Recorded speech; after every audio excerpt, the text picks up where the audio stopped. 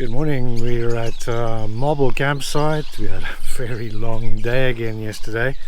Took us about 9 hours to complete Van Zyls Pass. We also met some really nice people on the way, so they stuck with us all the way. And then we managed to get ourselves onto Rooidrom Pass in the middle of the night. So we only got here about 9 o'clock. So another long day. We got some car trouble. So we're heading to Puros. There is a mechanic there, and we also have to get fuel there in any case. If you want fuel in this area, you have to arrange with a guy called Collin in Puros prior to getting there, and then he'll arrange fuel. Let's go.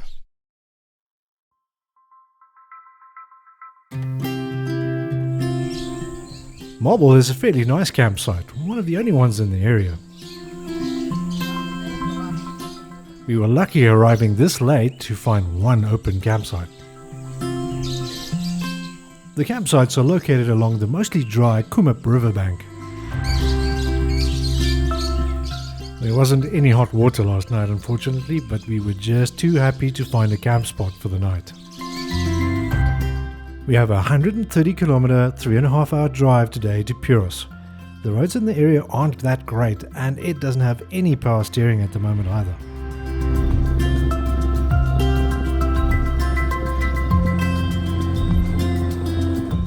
The drive is very scenic though, and we're happy to be off the mountain passes for a change.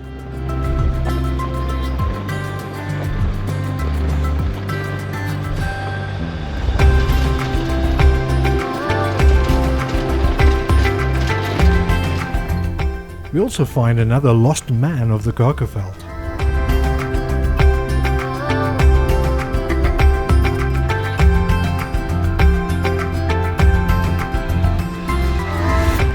So nobody actually knows who makes these. They're all over the Kakeveld. There's 27 of which I know. We've found two so far. Really interesting. They're usually quite quirky. The guy who makes these obviously has a good sense of humour. There's usually a little plaque that has a story to it as well. So yeah, it's really fun. There are actually 37 known lost men at the moment. Travelers don't share their locations though, as it's great fun finding these yourself.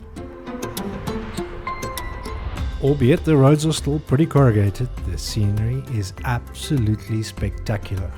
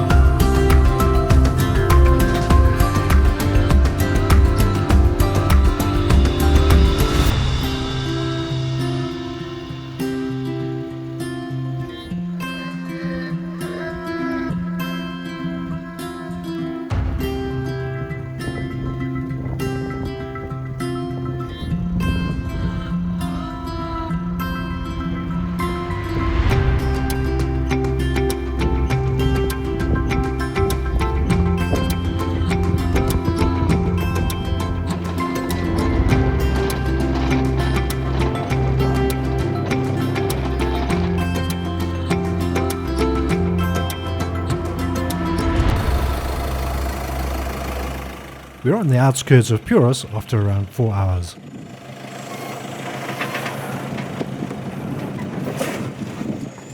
You have to cross the Harusib River to get to Puros. The roads change depending on prior flooding, so take GPS directions with a pinch of salt here.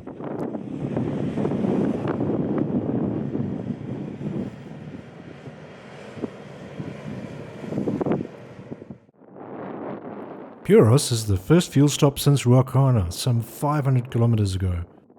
So we're fueling up here by Collin, for the lack of a better business name.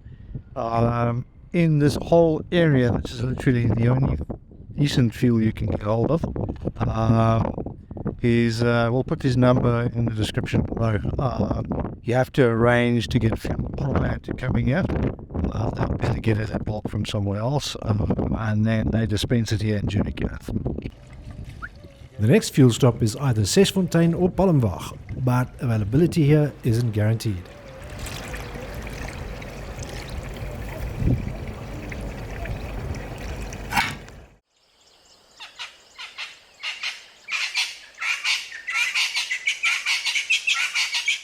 We're staying at Umenye camp, not far from Puros.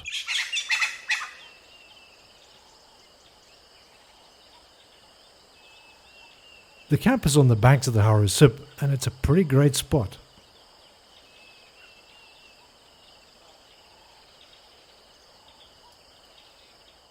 It's been a hectic few days, so we're just going to take it easy for a couple of days.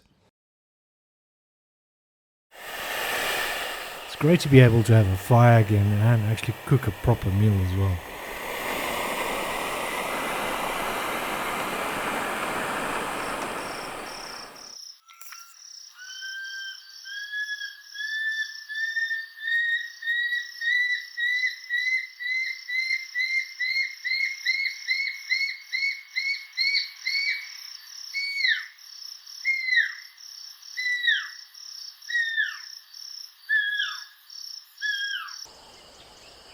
It's a welcome change of pace in this very scenic spot.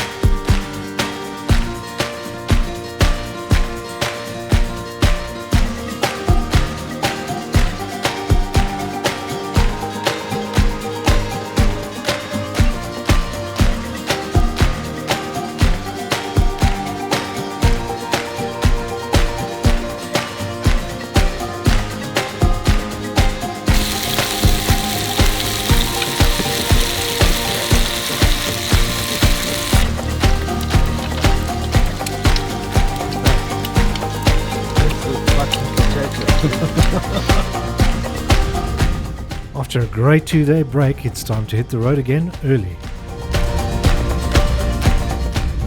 Early morning out of Puros, as we've got about a 9.5 hour drive to Etosha. One thing is very apparent about Namibia: the distances are long. We only have so much time, obviously, so we can't break all the trips up into different spots. The Umenye campsite, quite nice, very basic, but quite alright. Very scenic.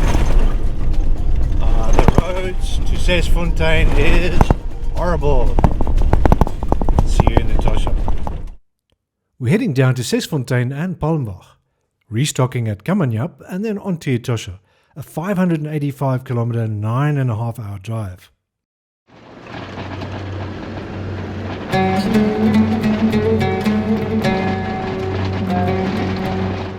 These are the Caribbean Plains.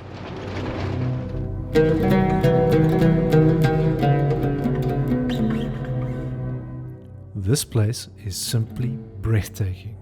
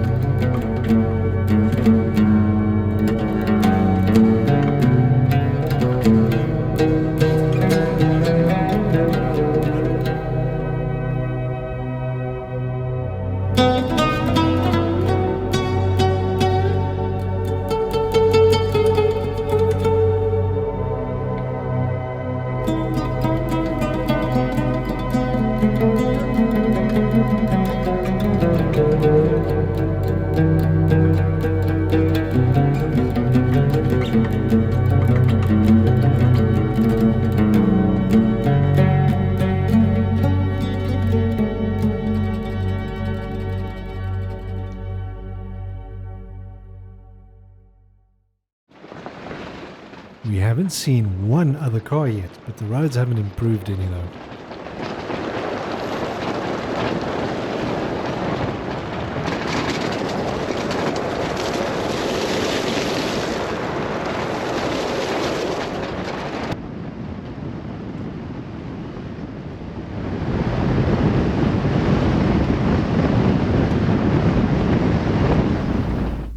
Around Sesfontein there's a little more civilization again.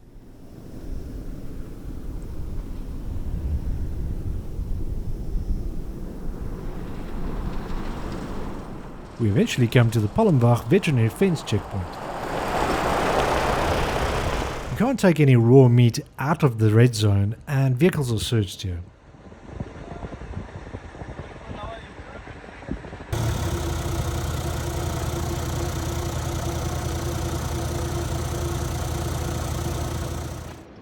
We are now on the Grootberg Pass.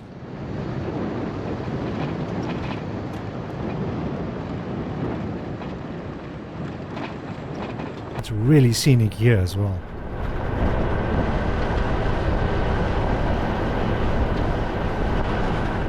The 100 series has developed another problem though. There's a crack in the radiator. It's able to seal it though with hard soap at first. It develops an even bigger crack at the bottom though, so it's done for. I'm hooking Ed's trailer and Ryan will have to tow Ed.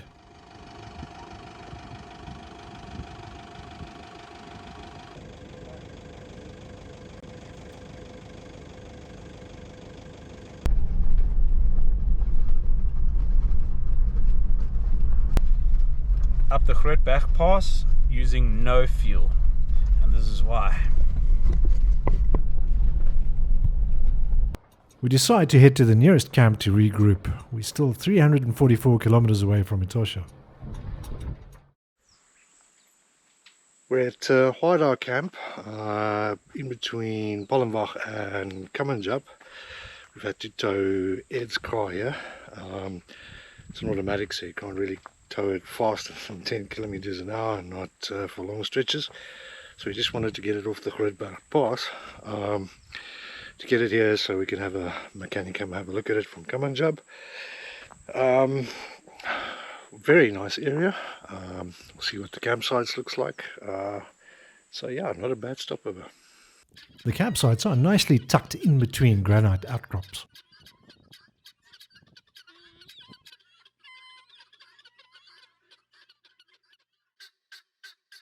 We're tired and fairly stressed, so this is a welcome stopover.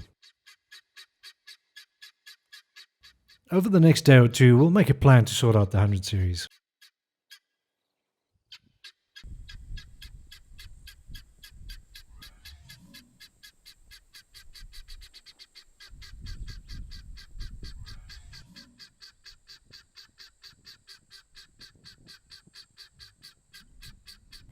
In the meanwhile, it's great to have a nice place to sleep and some hot showers.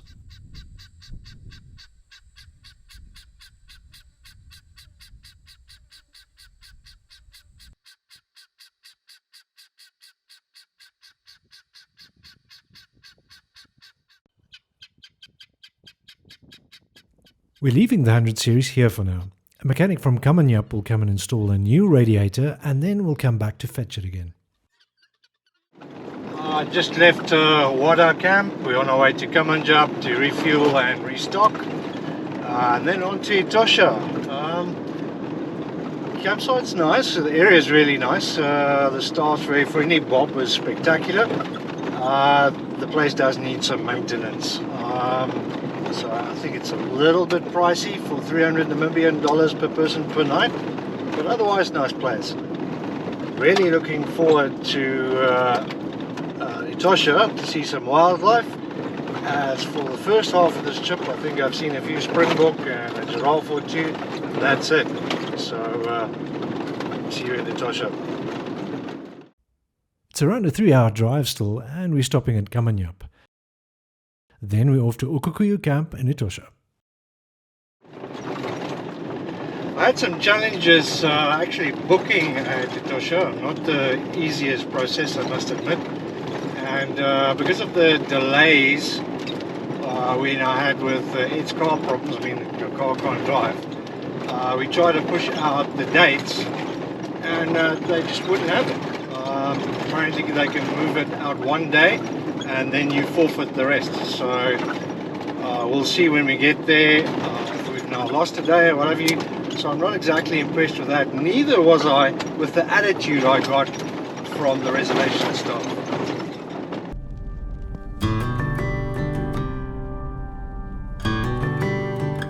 Been a rough few days, but spirits are still high.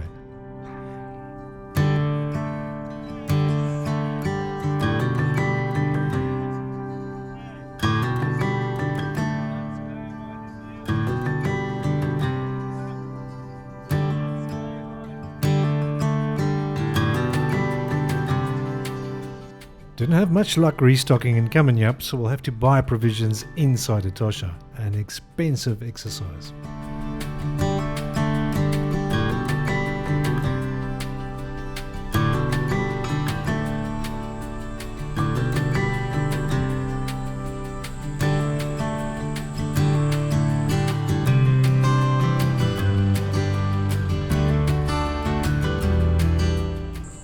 Where are we? Finally. So we're checking in. We do have a bit of a problem with our bookings, so we'll see if we can sort that out. We had to delay, obviously. I couldn't sort out the billing area for now, but we're finally at camp and just happy to be here.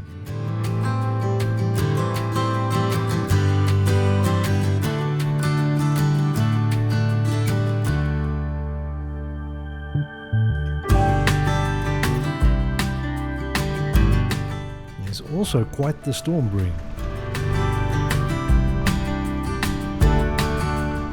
It's great to have some rain in this heat.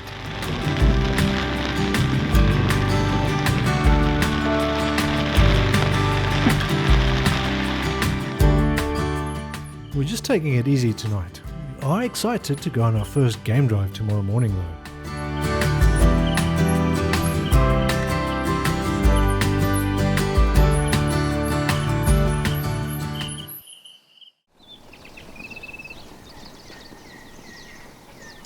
It's fairly busy at camp and we're excited to head out.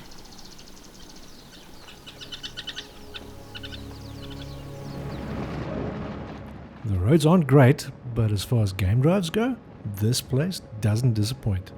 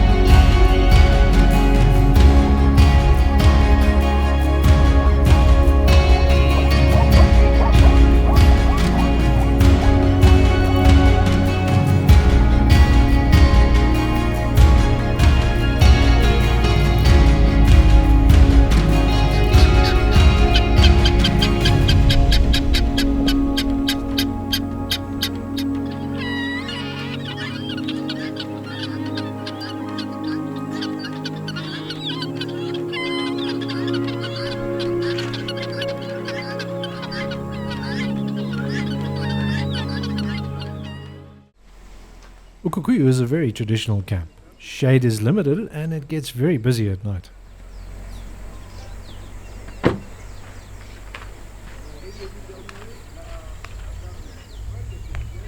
I'd say the nicest camps are those furthest away from the ablutions.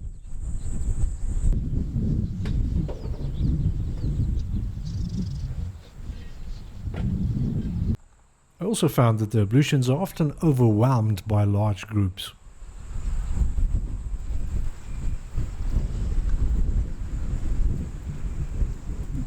All the shared facilities were quite dirty and in need of maintenance. In the 5 days we were here, the rubbish bins weren't emptied once.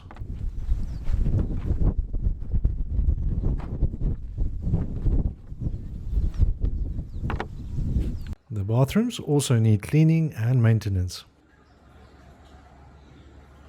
The camp does have some friendly locals though.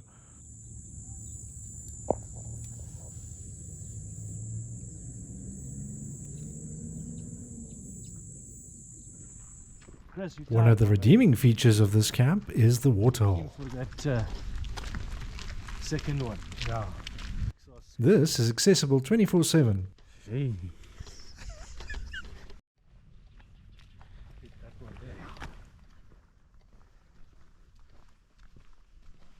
Albeit busy at times, the game viewing here can be amazing.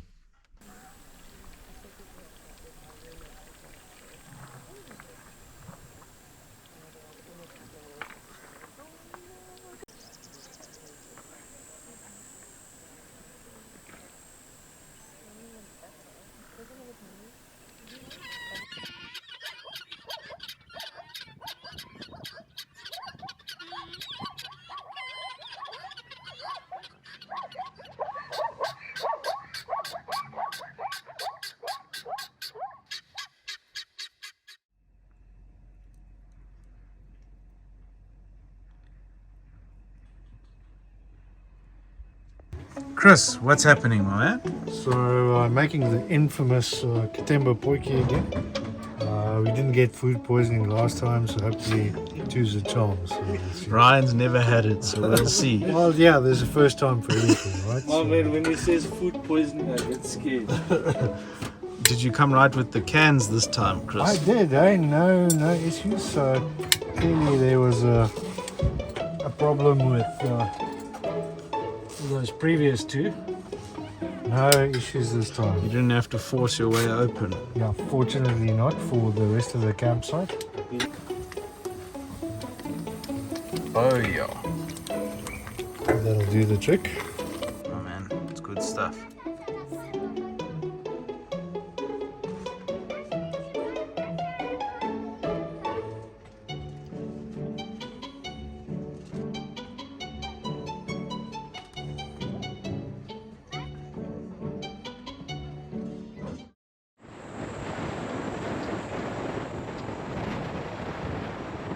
We just left Okukuyu. We had 4 nights stay, and I'm happy to report I managed to get a refund for the difference between SADC rates and the incorrect international rates they charged me. We are off to Halali camp, which will be staying out for 2 nights and then out of the park. These roads are awful. The game viewing's been good. So once we've settled in camp, we'll have a look around the area as well.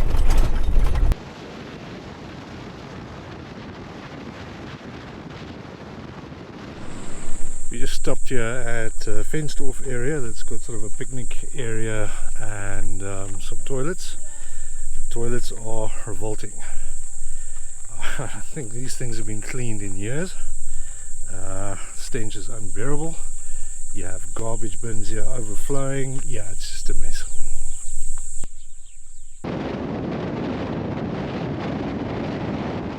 Although sightings can get a little crowded, the game viewing on the way is still great.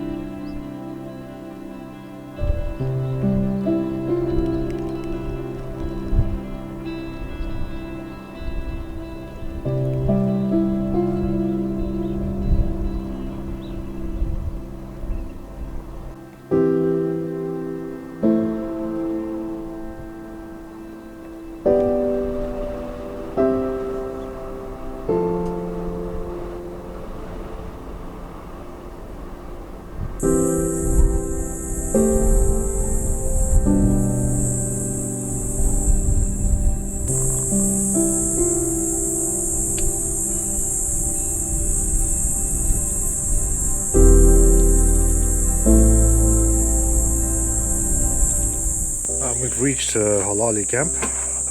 It's only about 70 kilometers from Ukukuyu, but the roads are awful to the extent that I have just snapped 2 hinges on my bonnet. So yeah, these roads could really use a grader. Oh, that's not supposed to be like that.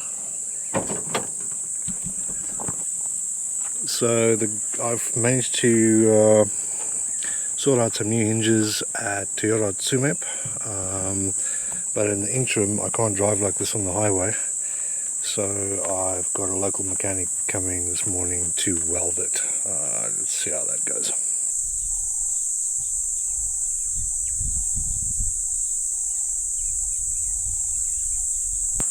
Campsites are nice. I actually prefer them to Ukukuyu's. It's much larger obviously, but quite a few mupani trees, so some more shade. There's also a waterhole you can walk to. Quite a nice campsites. The bathrooms on the other hand are a different story. These here are filthy. NWR, come on guys, just give these things a good clean and they need some maintenance. Like I mentioned though, I still prefer this camp over Ukukuyu.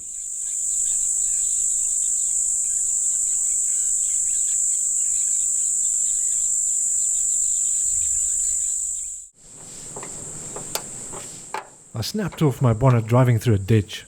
Welding them back on is the only option now. Little did I know there's another disaster lurking in the engine bay that would only strike later.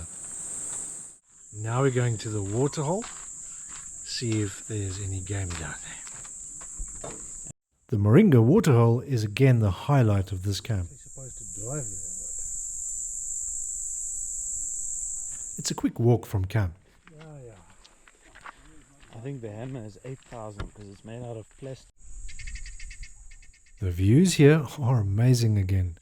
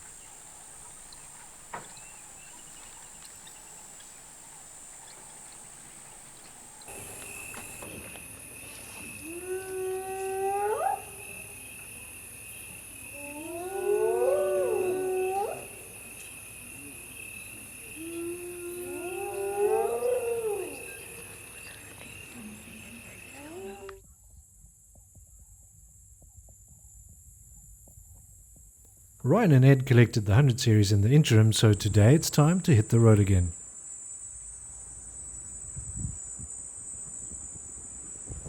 We are leaving Halali and Etosha National Park this morning. Yeah, we had to stay a day or two extra because we were waiting to see what's happening with Ed's 100.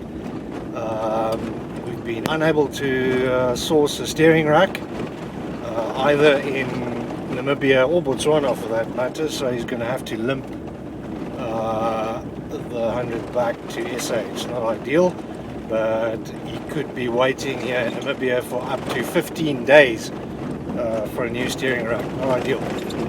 Parts availability, even for Toyota, has been pretty atrocious in Namibia, I must say.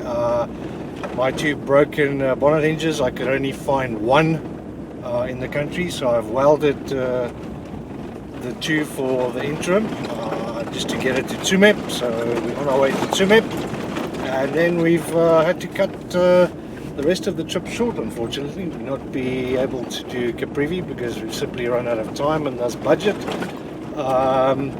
So then we'll be on to Windhoek, then Krang in Botswana, then Botsalana Game Reserve in South Africa, and on to home.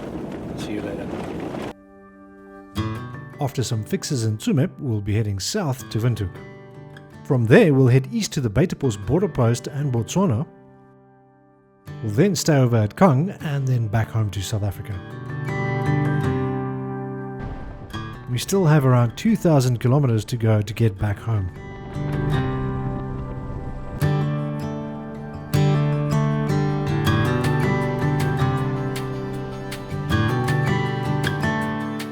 Toyota Tsumeb soon have Ed and I back on the road with some temporary fixes.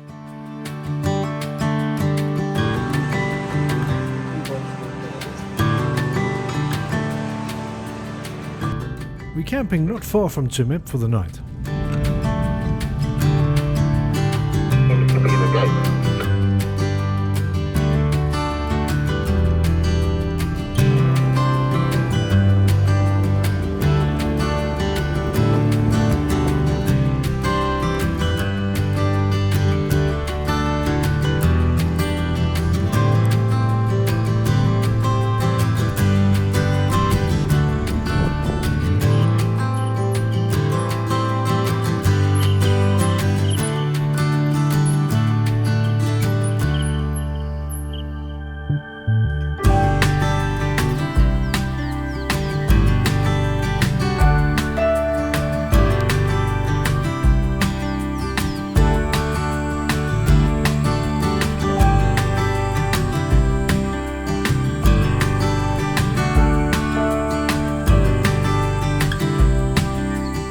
We're at Zuri Camp outside Tsumeb. Nice little campsite, nice and quiet, bird life's amazing, and we're just sipping our morning coffees because we're all tired. We were tired yesterday, so we decided not to go through the Windhoek, stay here at night, recuperate, enjoy this place, and yeah, head to Windhoek today. What do you think of the campsite, right? Yeah, I think it's probably the second best campsite that we've stayed at on this trip, just in terms of look and feel.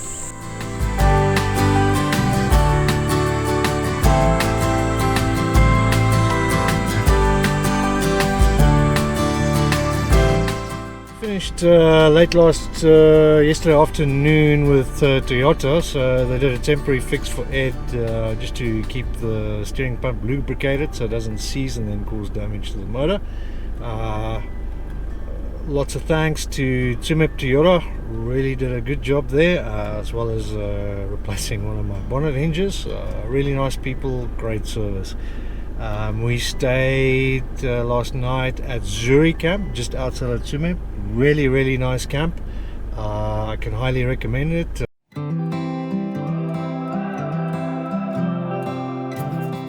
Next on to Windhoek, where we'll spend one evening.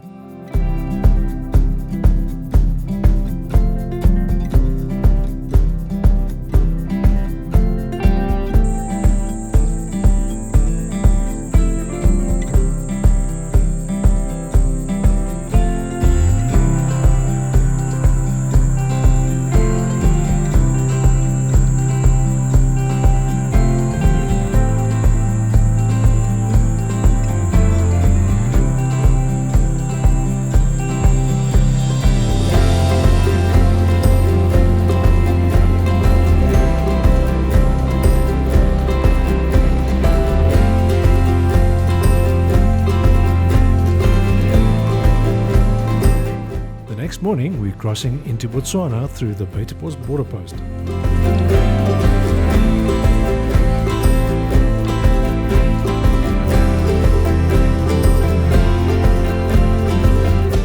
Our next stop is the Kalahari Rest Lodge near Kang.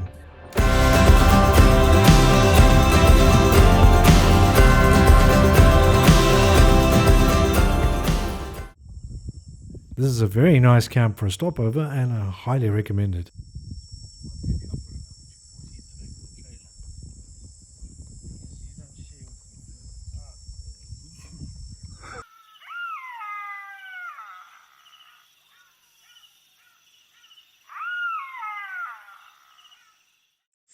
We at the Kalahari Rest Lodge campsite. Really nice stopover actually. It's near Kang. So it's kind of in the middle of the Beitepos border post and the Skilpadhak border post. Really nice little place. I am staying here a day longer, unfortunately, not because it's such a nice place, but I nearly had a fire in my car last night. When the bonnet broke off, The secondary battery actually broke loose as well and pinched a positive terminal wire. During a thunderstorm last night, this shorted with the negative terminal on the body and cooked the car's main wiring loom. Fortunately, in typical Toyota style, it still started, so I could at least drive it home. Besides all of this, still not a bad place to be though.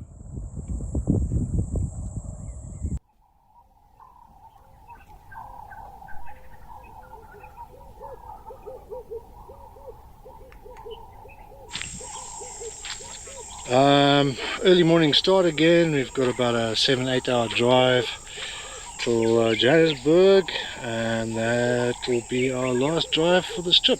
It's been a tough trip, but I've had some good fun aside from all the car issues we've been having. Looking forward to getting back home. This was a very tough trip, but it was also an amazing journey at the same time.